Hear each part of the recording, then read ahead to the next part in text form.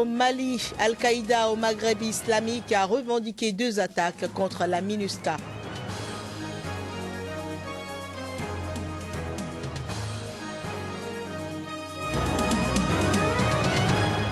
Reprise ce lundi du procès de Julius Malema en Afrique du Sud. Ce leader des combattants pour la liberté économique est accusé de fraude fiscale.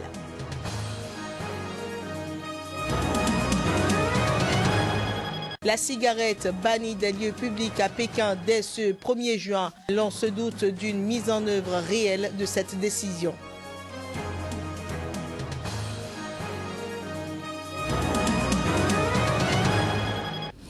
Bonjour chez vous et bienvenue dans ce journal. AQMI a revendiqué une attaque aux roquettes contre une base de la MINUSMA le 25 mai dans le nord du Mali. Sans autre précision, c'était à travers un appel téléphonique à l'agence d'un porte-parole d'AQMI.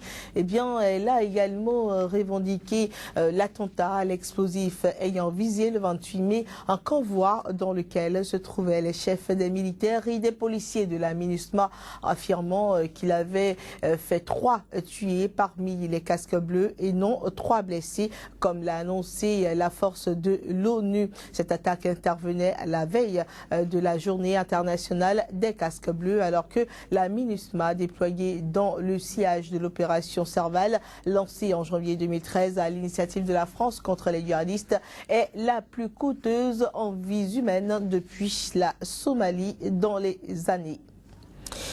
Eh bien, nous poursuivons ce journal au Nigeria. Maïdougouri, grande ville dans le nord-est, a été la cible d'une attaque de Boko Haram repoussée par l'armée nigériane, puis d'un attentat suicide dans une mosquée. Les incidents se sont produits quelques heures seulement après la prestation de serment du nouveau président nigérien, Muhammadu Buhari.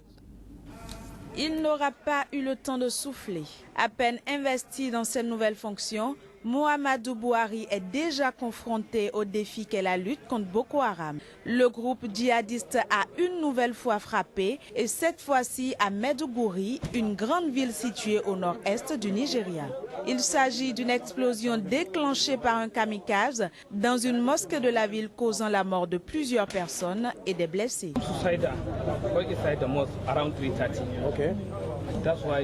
Le kamikaze est entré à l'intérieur de la mosquée vers 15h30, avant le début de la prière, a fait exploser sa bombe et a tué beaucoup de gens. Beaucoup de blessés ont été amenés à l'hôpital.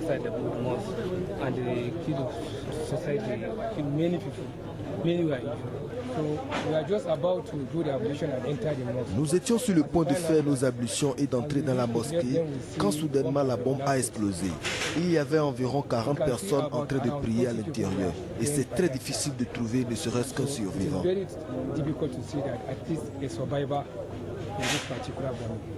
Cette nouvelle attaque des terroristes survient peu de temps après que le nouveau président ait prêté serment. Une façon pour le groupe djihadiste de riposter à l'annonce faite par Muhammadu Buhari lors de son discours d'investiture. Le nouveau chef d'État nigérien a en effet annoncé l'installation à Maiduguri plutôt qu'à Abuja d'un nouveau centre de commandement de l'armée afin de mieux coordonner la contre-insurrection contre Boko Haram. Rappelons que son prédécesseur Goodluck Jonathan a été très critiqué pour son incapacité à circonscrire l'insurrection qui depuis 2009 a fait plus de 15 000 morts et 1,5 million de déplacés. C'est en février dernier que l'armée nigériane a commencé à remporter de réels succès contre le groupe djihadiste grâce à l'aide de ses voisins le Tchad, le Cameroun et le Niger. Pendant ce temps, la vie reprend progressivement son cours pour les réfugiés et les habitants de Kolofata au Cameroun. Il s'agit d'une ville près de la frontière avec le Nigeria, fortement touchée par des combats avec Boko Haram et où une base militaire avait été attaquée en janvier dernier. Les marques des attaques subies y sont encore. Les réfugiés souffrent, les moyens de survie étant insuffisants. Mbassi Madi est le chef du quartier de Hardé. Les personnes qui ont fui la nébuleuse de la secte Boko Haram, là, qui au début, quand ils sont arrivés, ces personnes étaient vraiment dérangées. Elles avaient même peur. C'est-à-dire quand elles voyaient un monsieur en tenue, c'était un peu la panique. Mais avec tous les efforts déployés par notre gouvernement et nos amis, nos forces armées surtout, je crois qu'aujourd'hui il y a un peu de la sérénité. Mais une chose reste, ces gens-là souffrent. Ils n'ont pas de moyens. Les premiers moyens qu'ils ont amenés, ou bien les voisins qui ont aidé ou les cousins qui ont aidé, aujourd'hui se trouvent un peu essoufflés. Il faut vraiment de l'aide pour ceux-là. Reprise ce lundi du procès pour fraude fiscale de Julius Malema, leader radical des combattants pour la liberté économique en Afrique du Sud. L'homme est également opposant numéro 1 au président sud-africain Jacob Zuma. Accusé d'avoir perçu des rétrocommissions sur un appel d'offres provincial truqué, Julius Malema sera à nouveau devant la justice sud-africaine ce lundi, après un report du procès le 30 septembre dernier. Selon l'acte d'accusation, en 2009, une partie d'un contrat de 3,6 millions d'euros avait atterri dans la poche de Malema via un montage de société écran. Il s'agit de l'argent d'un appel d'offres du ministère provincial des Transports du Limpopo, destiné aux routes de la dite province. Il était alors président de la Ligue de jeunesse de l'ANC, le parti au pouvoir en Afrique du Sud. Exclu de ce parti en 2013 pour des raisons sans lien avec l'affaire, il est parvenu à monter son propre parti et à percer aux dernières législatives en se faisant élire avec 24 autres députés. Depuis, le paysage politique sud-africain a passablement changé. Malema en fait partie dans le rôle de provocateur et d'agitateur public numéro 1, avec son statut de l'un des adversaires les plus encombrants du président Jacob Zuma. En liberté sous caution depuis septembre 2012, Julius Malema encourt une peine de 15 ans de prison ferme. Une éventuelle condamnation qui entraînerait par conséquent la déchéance de son mandat de député. À compter de ce lundi, il est interdit de fumer dans les espaces publics fermés à Pékin. Une mesure qui pourrait cependant avoir du mal à prendre. Selon les spécialistes, le monopole d'État de l'industrie du tabac, qui rapporte près d'un dixième des recettes fiscales nationales, fait obstacle aux mesures anti-tabac en Chine. C'est l'un des symboles de Pékin, le nid d'oiseau, le stade olympique des Jeux de 2008. L'endroit idéal pour afficher le grand bouleversement à venir. Le 1er juin, il sera interdit de fumer dans la capitale chinoise. Si certains se préparent à la nouvelle réglementation qui ne concerne que l'intérieur des bars, restaurants ou encore des bureaux, ils restent des sceptiques. Tous mes amis qui sont dans le business depuis longtemps ne croient pas que ça va durer. Ça va être ignoré, ou alors ça va être respecté pendant quelques temps, et puis ça s'arrêtera. Les fumeurs récalcitrants risqueront une amende d'une trentaine d'euros. Pour les établissements qui ne respectent pas l'interdiction, ce sera près de 1 500 euros. Il y a 4 ans, la ville avait déjà tenté de bannir la cigarette dans l'indifférence générale. Je pense que c'est une question sociale. Ça dépend de la classe sociale des gens, mais aussi de leur culture et de leur éducation. Et ça ne peut pas être changé par la politique d'un gouvernement.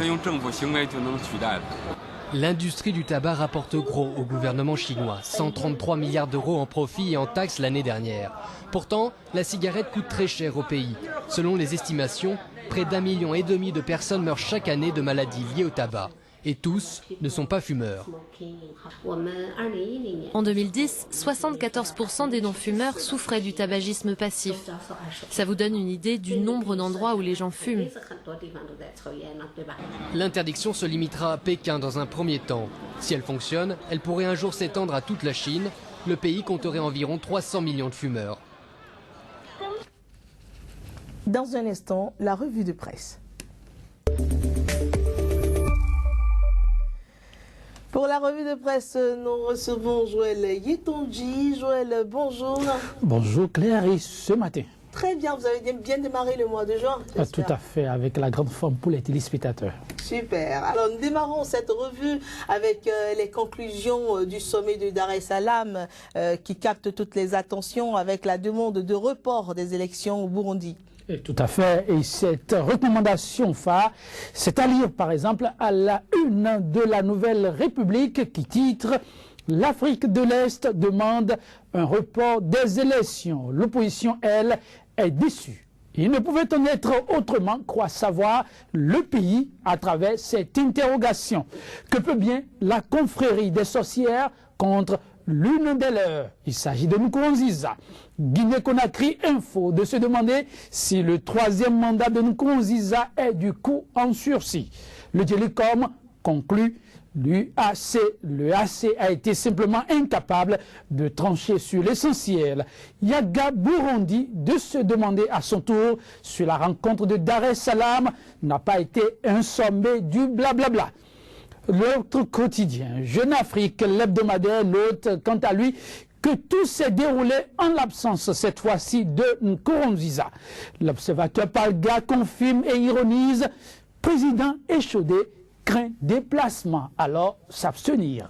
Et du côté de la RDC, ce sont plutôt les fameuses consultations lancées par le président Joseph Kabila qui fait la une des journaux. Tout à fait. Digital Congo qui rapporte la nouvelle. La consultation tant attendue devrait démarrer le samedi 30 mai.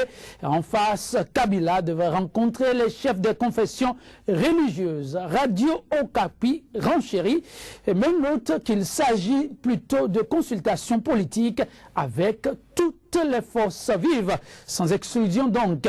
On est aux visions nuances. Le MLC, l'UNC, le CDR et les FAC réaffirment leur refus au dialogue.